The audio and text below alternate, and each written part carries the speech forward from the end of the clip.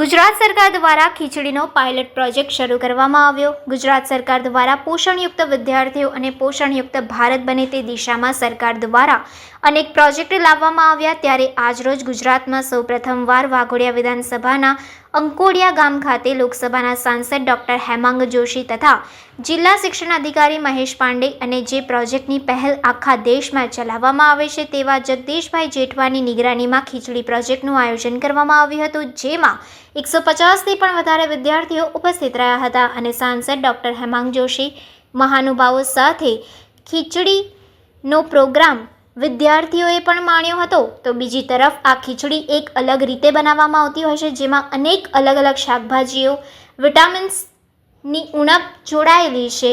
સાથે જ અહીંથી શરૂ થયેલા પ્રોજેક્ટને હવે સરકાર દ્વારા આગામી દિવસોમાં ગુજરાતના અનેક જિલ્લા અને તાલુકામાં શરૂ કરવામાં આવશે। સાથે જ આગામી દિવસોમાં બાળકોનું સ્વાસ્થ્ય કેવી રીતે જળવાઈ રહે તે દિશામાં પણ વિચારણા કરવામાં આવશે। આજે અંકોડિયા ગામ ની ઇન્દિરાનગર પ્રાથમિક શાળા ખાતે મધ્યાહન ભોજનના પહેલા ખીચડી વિતરણનો અને એની સાથેનું જે 3 મહિનાનો પાયલોટ પ્રોજેક્ટ જે ગુજરાત સરકારનો ચાલી રહ્યો છે। ખીચડી એ ખૂબ જ પૌરાણિક આપણું એક ધાન છે અને ખીચડીની સાથે આપણે ભોજનમાં ખીચડી લેતા હોય એના સાથે સાથે ઘણા પોષક તત્વો આપણને મળતા હોય છે। એના ઘણા બધા વર્ષો સદીઓ જૂના પુરાવાઓ છે।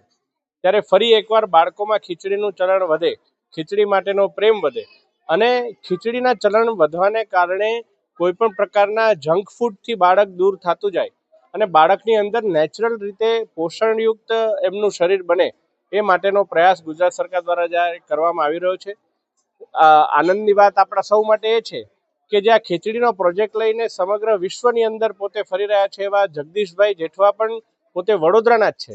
ત્યારે આ પ્રોજેક્ટ વાઘોડિયા વિધાનસભાની અંકોડિયા ગામના ઇન્દિરાનગર પ્રાથમિક શાળામાં જ્યારે છેલ્લા 2 મહિનાથી ચાલી રહ્યો છે, 3 મહિના સુધીનો આ પ્રોજેક્ટ છે, ત્યારે આજે તમામ બાળકો સાથે મને પણ આ ખીચડીનું ભોજન ગ્રહણ કરવાની મને તક મળી છે અને સાચે જ ખીચડી એ ખૂબ જ સ્વાદિષ્ટની સાથે પોષણયુક્ત આહાર છે।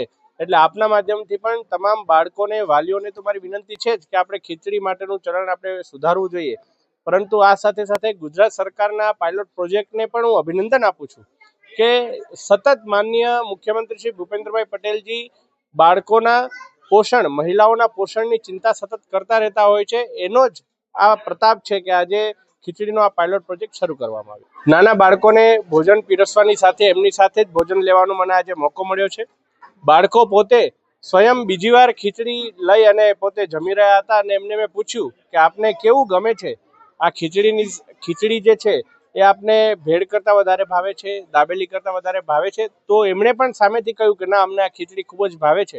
એટલે હું માનું છું કે આ પાયલોટ પ્રોજેક્ટ છે એ ખૂબ જ સફળ થવાનો છે।